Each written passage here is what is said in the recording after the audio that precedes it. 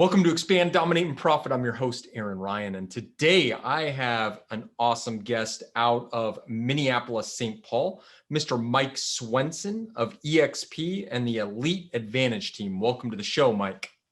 Thank you so much. Appreciate being on here and appreciate you having me, Aaron. Absolutely. I think this is going to be a fun time. So, Mike, let's start with a little bit about your background, man. How'd you get into real estate? What's been your background up to this point? Yeah, so I started out, I was actually an entrepreneurship major in college.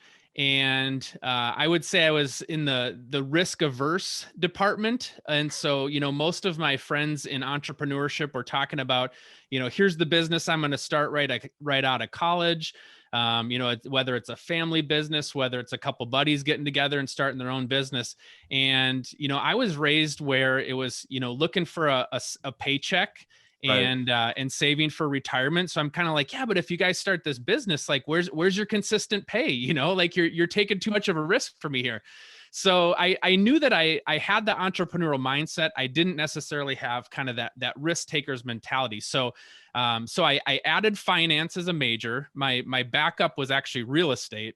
And so I graduated with a degree in entrepreneurship and finance, and I ended up working for a nonprofit for 10 years and did mostly operations, just back end, business setup. And at that point, I realized that there was more for me. And I kind of felt like I'd hit a little bit of a ceiling of what I wanted to accomplish in my career. And so I found out about a real estate team. I should back up half a second. I did do a rental. I have done some flips during that 10-year period. So I had been reading books on investing, reading books on flipping homes and all that. And so I thought this was kind of my way to get into real estate. So I found Okay. out about this job on the operations side. And I said, hey, for what it's worth, I reached out to the team owner. I said, for what it's worth, I do all of this just in nonprofit, leading people, managing people, building systems and all that. And I said, if you want to have a conversation, I'm open to it. And at that time, I didn't even realize real estate teams existed. I just thought if I wanted to get into real estate, I'd probably have to be an agent. And at Right. that time, I didn't want to be an agent. I wanted to be on the admin side and use those gifts. So we started, so I joined the team. And at that point we had, a half dozen agents. We were maybe closing 150 units. And we wanted to do, what was called expansion at that time with my brokerage. And over the next 5 or 6 years, we grew to 50 or 60 agents. We had teams in a half dozen states: Pennsylvania, New York, Louisiana, Florida, in addition to Minnesota. And we had multiple markets in Minnesota. And we closed, at the end there, probably about 620 transactions. And so, I was able to execute and I was able to help build teams. And the way our model was set up is each team was owned individually by that team owner. So, I once again kind of looked up and I said, hey, I've spent 5 or 6 years helping other people build their teams. I still have that entrepreneurial mindset. I still am semi risk averse. And I thought, well, what if I started my own team? And so that's really kind of that next phase in my life then is I started my own team. I got my real estate license after being, on the admin ops side for 6 or 7 years, and launched my own team, the Elite Advantage team, here in 2020. And kind of the funny story is my first official day on the job was the first day of the COVID shutdown. So Perfect timing. right. It's, entrepreneurship. We talk about, sometimes luck is in your favor and sometimes it's not. So, the first conversations we had is, how do we generate business with the shutdown? And everybody was adapting. We didn't know, were we going to have to, have sanitize homes, like have people come in and spray them down, or, what was Right. that even going to look like? And every new day there was new information. So that was kind of my first day on the job with my real estate team. But over the last year, we've added a handful of agents. Now we've got about 7 or 8 agents. Some are part-time, some are new, and some of them are full-time. And really, for me, having seen what I've seen the past 6 or 7 years, my focus is really just helping people to build wealth. I want people to see the amazing opportunities in real estate to build wealth. And I think so many people don't think they can do it. They don't know how to do it. And so that's where I view it as my job as their team owner to help teach them that, and help walk alongside them to build wealth and take advantage of all the opportunity that real estate has. That's great. So let's talk about your real estate team first, then let's get into the wealth building stuff. So real estate team right now, you said you had 6, 7 agents on the team? Mm-hmm. Yep. All Yep. right. And you guys are just basically completing your first full year of being in business. Yeah, yeah, and most of those agents have come on, maybe in the last 6 months. Okay. So they're newer to the team, and a lot of them are part time trying to get to full time, and Right. so we really have to work hard on. Uh, you have to be smart with your time, right? I really do think the hardest transition you can make in real estate is to go from a part timer to a full timer, because if you don't have the financial means to be able to just go all in, you're burning the candle at both ends, and eventually you're gonna burn Burn out, out. or you're gonna Yeah. build enough momentum to get in. So we're very conscious with them, and we have active conversations about, here's how you're going to build your momentum to get into it full time. What are some of the tips and advice that you have? Because, we have a lot of listeners on the podcast. I'm sure there's some of them out there who are just trying to get into real estate and they're trying to learn, right? So what Mm-hmm. tips do you have for listeners out there that are thinking about making that transition from a part-timer to getting in full time?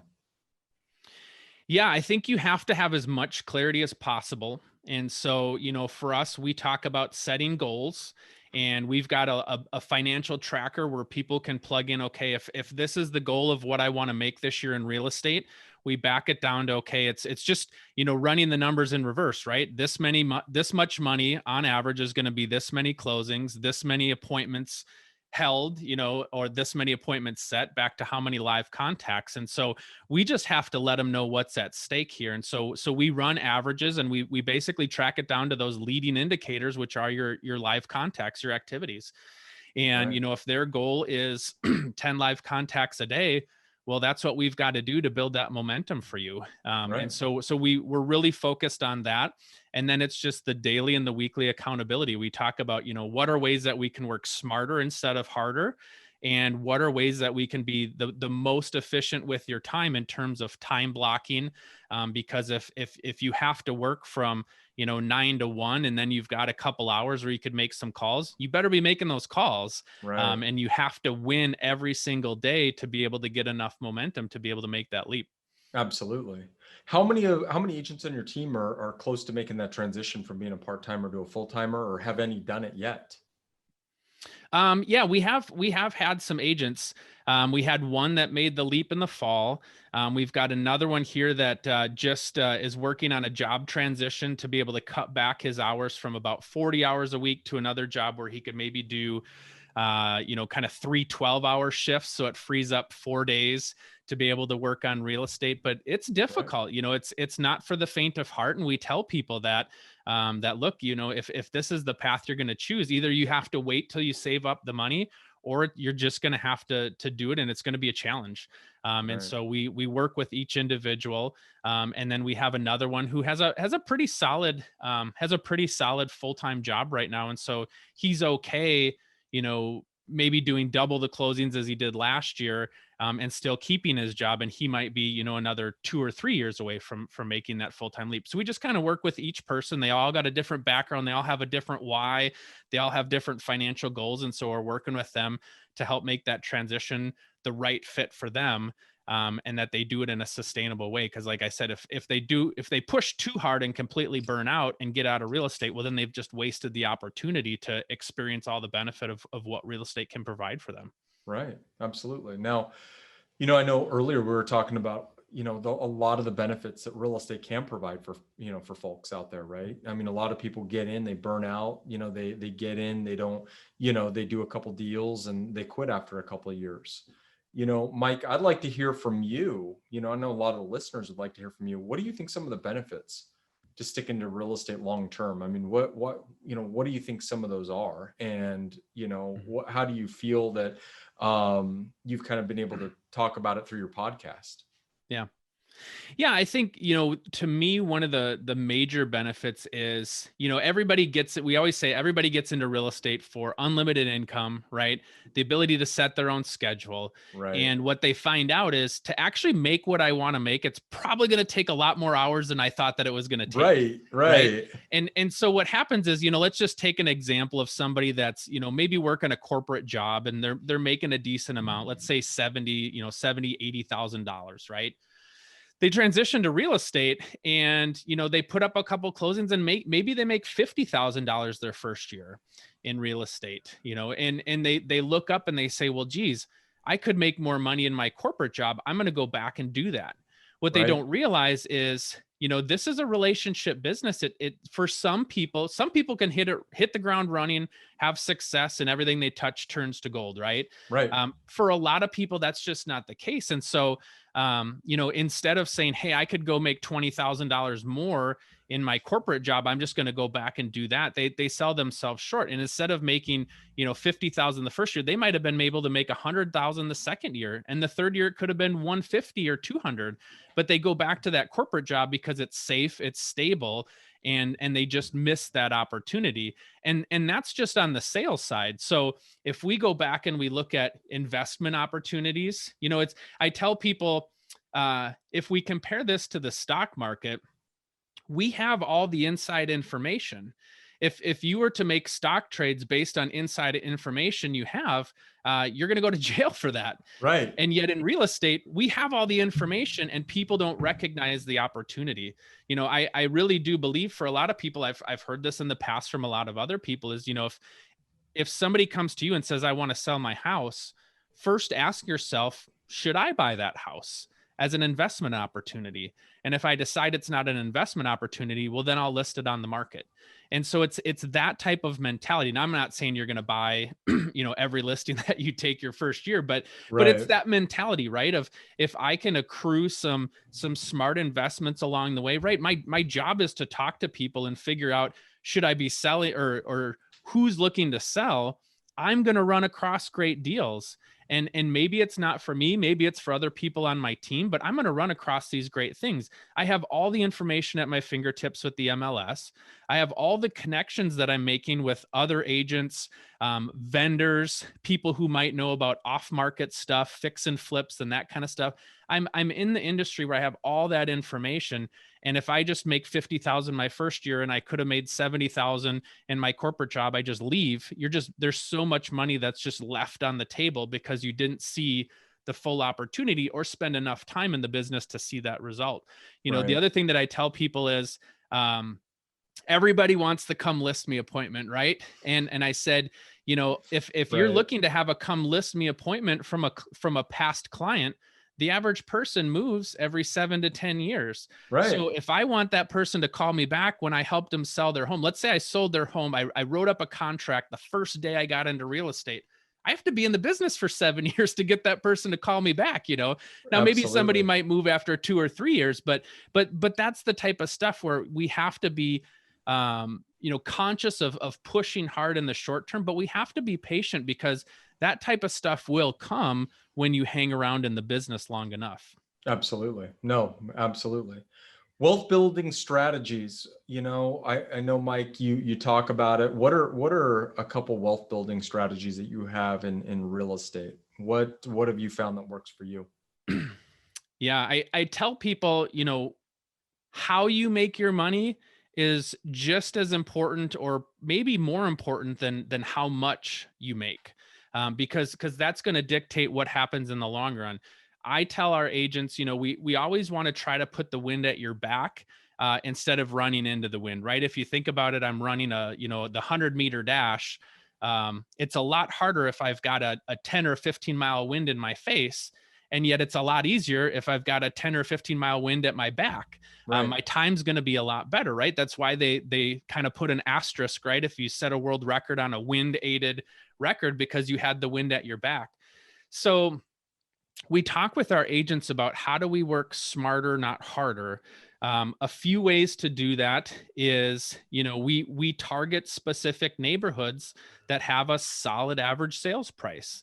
I tell people, if I was going to go spend an hour door knocking, I could go door knock on a home where the average sales price is 200,000, or I could go door knock on a home where the average sales price is 400,000, and my commission is going to be higher if I do that. Now there is exceptions, right? If I'm on a lake, I can't just door knock as easily, right? Or if I'm in a luxury home or a luxury neighborhood, like the neighbor or the yards are farther apart. So there's an efficiency to that, right? But we want to talk Right. about working harder, smarter, not harder. we also analyze the turnover ratio of the neighborhoods. I give an example of the neighborhood that I used to live in, a very nice neighborhood, had a solid average sales price. I bought the home from the initial owner who built the home in 1977. My next Wow. door neighbor built their home in 1978 and still lived there. My neighbor across the street had lived there for 15 years when their kids were young. And the neighbor kitty corner to that was also an original owner in 1978. And so, great neighborhood, people just wanted to stay there. Now, that being said, over the last couple years, because this was 7 or 8 years ago, that neighborhood has started to turn over. So we have to talk about the logistical piece too of not only does it have to be a solid average sales price, but we have to have people that are willing to move. Yeah. That's why townhouses and condos are a great place to door knock or circle prospect call, because you're going to get some more turnover happening. So if I'm an agent trying to get into the business, we talk about those types of things. So that way you're not just blindly trying to talk to anybody and not really having any strategy behind that. Right. Then we talk about, building systems behind you, right? I'm an admin person. We want to have great systems. And so, the way that you get more business and your business grows is you have to stay in touch with your sphere. You have to stay in touch with your past leads. You have to stay in touch with the people you've been talking with. And we talk about a strategy of having fishing lines in the water. If I could have 100 different fishing lines in the water, the likelihood of me catching more fish is higher. If I don't talk to these people, or if I don't put these people on some sort of drip campaign or some sort of automated alert for me to remember to call them, they're just going to fall through the cracks. And so that's another way that we can tangibly see people's business build year over year, is by having systems behind you. Right. Another thing that we talk about is leverage. I love agents who know a lane that they can stay in and a lane that they want nothing to do with, versus the agent that wants to do everything.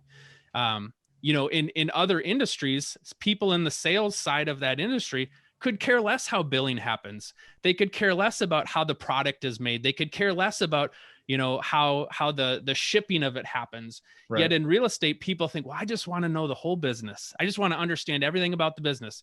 Well, you can do that. It's just going to cost you time, and it's going to eventually cost you money. Now, you can pick up those things over time, but if I want to be the marketing department, the admin department, the sales department, and the operations department all at once, it's going to take a lot longer for that to happen. And so we focus with people on how do you build leverage so that you can stay in the highest dollar producing activities as possible.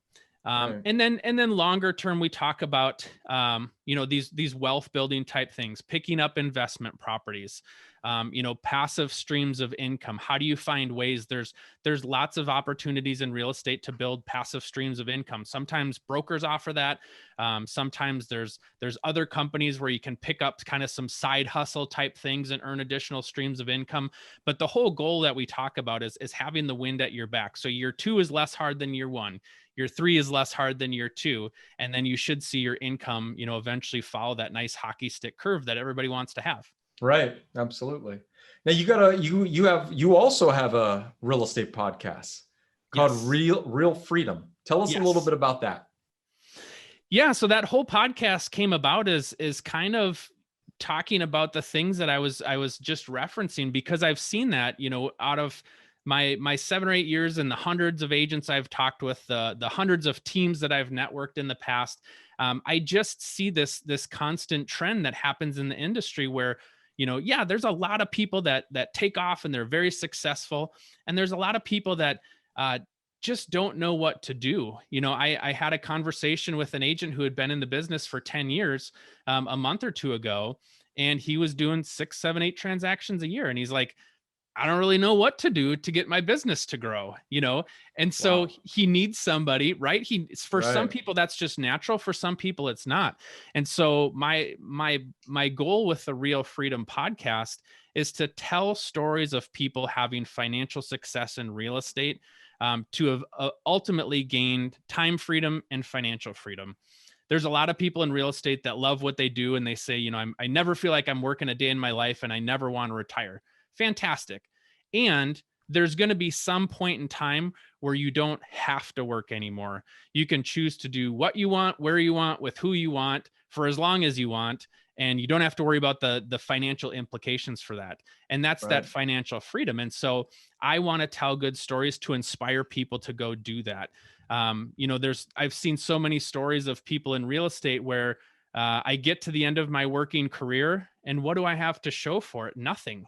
Um, Gosh, I sold a lot of homes for 20 years. I've built up a great database. Now what do I do? And so that's where people aren't wired, or people are wired in different ways financially. And so that's a skill set that I have. So I want to help people with that. If I don't know how to build passive income, or I don't know how to get to my financial number at the end of my life, I believe it's my job, especially with the people on my team, that I have to educate them. Because if somebody was on my team for a year or two or three and they left and they had no more money to show for it, or they were no better off financially, that's on me. That's my fault. And so I'm taking this holistic approach to helping people gain wealth through real estate.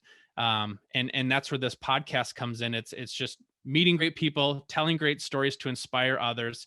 I've also put together, I have a financial blueprint for people to help. I'm also building out some more training and coaching tools in the future to be able to help them on their path where, you could come to me, Aaron, and say, Mike, this is where I want to go 20 years from now. And I could say, okay, let's put together a plan and I'll help hold you accountable. I also do financial coaching. I'll help hold you accountable to where you can hit the goals that you want to hit. And we'll talk about that. We'll also talk about paying down debt, getting out of debt, making smart investments, whether it's in real estate or other places.